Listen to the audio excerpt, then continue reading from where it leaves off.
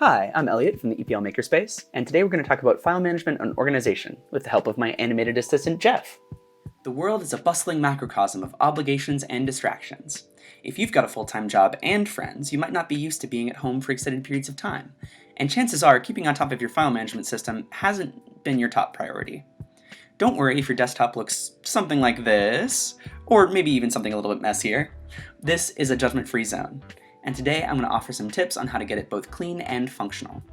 As someone who often works from home and spends too much time looking through messy banks of shared files, I can help you.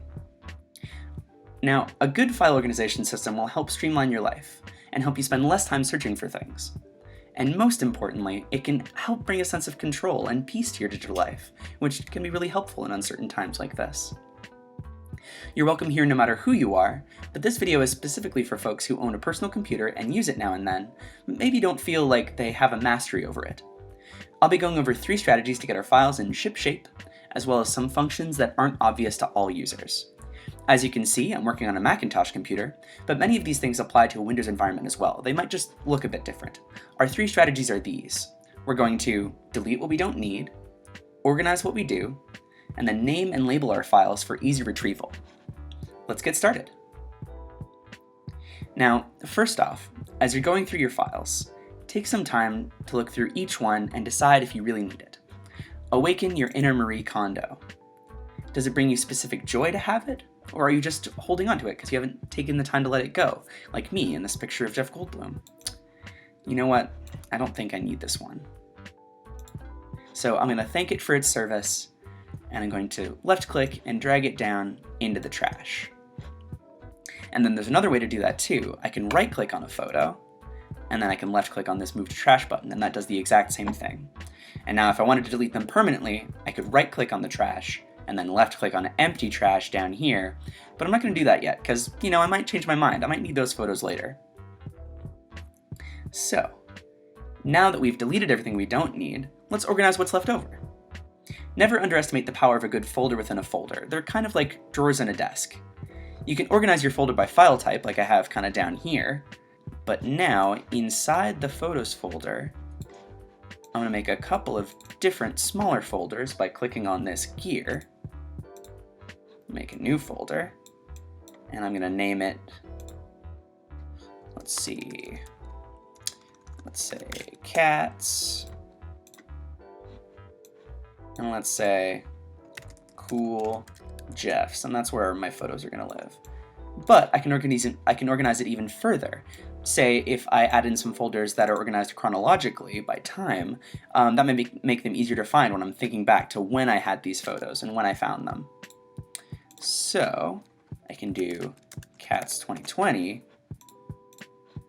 and then cats 2019.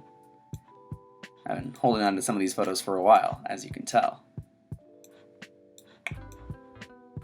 Perfect.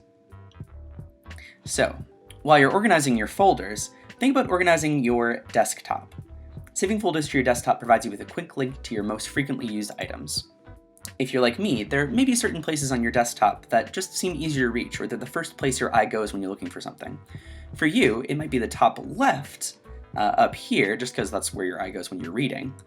But for me, it's the bottom right, so I can easily access files when I have like an internet browser open in the center of the window.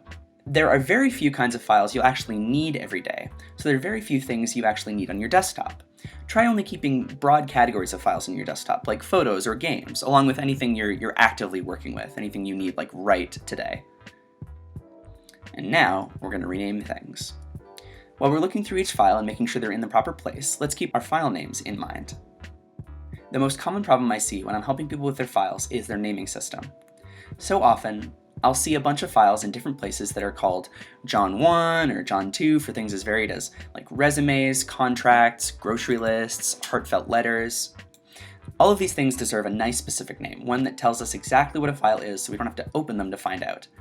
Try not to use abbreviations unless you're absolutely sure you're going to remember them in 5 to 10 years. This is a trap I've fallen into many times, and maybe you can learn something from my many minutes of confusion. So here's how you change a file's name. This also applies to the folders I've been working with. So I'm going to left click on it once to select the file, and then if I left click on the name again, it'll highlight it in blue here. Once I have that, I can name it anything I want. So like, let's make this nice and specific. Resume, April 2020. I'm gonna drag it down into my work folder. I'll be able to find that whenever I need it. Let's go back to those cat photos. Because remember, I left them very vague. This one in particular, I like it a lot. My apartment doesn't allow pets, and also I'm allergic to cats, even though I love them very much. So I'm gonna name this one My Kitty Dreams. Oh. So I've organized it chronologically so I can find it that way, or if I remember which one is my dream cat, I can use this search bar up here to find it. So if I just search let's go in cats. Yeah, My Kitty Dreams, there it is. Oh, I wish I could have you. There we go. We've searched for things. Oh, I gotta find a place for that. Beautiful.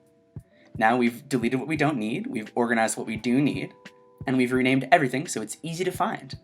With those little pieces of advice, now it's up to you. This is the perfect time to put on some soothing music and give your computer a little spring cleaning. Thanks for dropping by today. Be sure to check out epl.ca for other great online resources.